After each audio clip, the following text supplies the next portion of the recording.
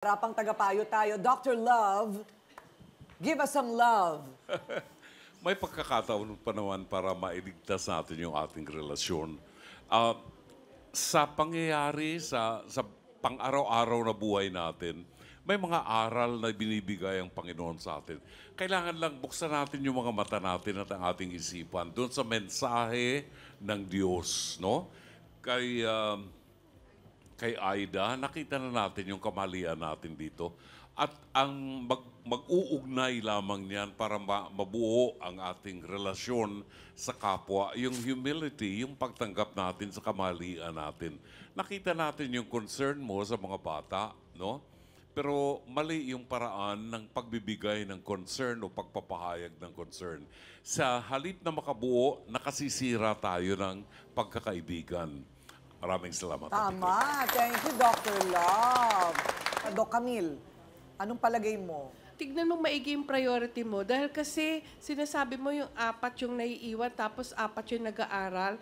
Kasi yung 4 years old, meron na kasing, sa daycare meron na yun eh. Oo. Tapos yung susunod din, 5, 6, 7, dapat yun nasa kinder na yun eh. So dapat lahat nag-aaral. Bakit nga ba hindi lahat nag-aaral? Merlin, Wala pa kasing birth, ma'am. Kaya hindi natanggap walang sa birth certificate? Ay! Oh, tutulungan ka namin dyan. Para makuha mo na yan. Late na. 7 years old. Attorney Lorna. Grade 1 na dapat yan. Grade 1 na. Dapat nasa eskwelahan na yan. Tsaka may servisyon local government, yung late birth certificate, no? Libre yan, libre yan. Oh, kita mo, libre. Late birth certificate. Pwede mong Hindi ko kunin rin yan. alam Late yun. registration. Oh. Late registration ng birth certificate. Libre yan, dapat servisyo yan ng ano. Wala pa yan. Bumaba sa amin doon, ma'am. Ay, hindi sila bumababa dahil ikaw ang aakyat. May bayad doon, ma'am. Magbabayad pag late registered na. O late register, tutulungan ka namin sa bayad.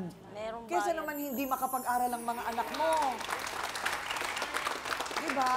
Bayad po yung Parang, bayad na po yung late Merly, registered. parang pag kami trio dito, nagtataka kami, ang daming pwedeng mangyari, pero hindi mo iniisip, kagaya niyan,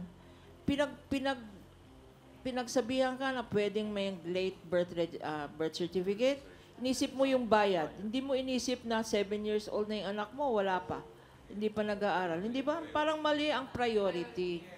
Ayan.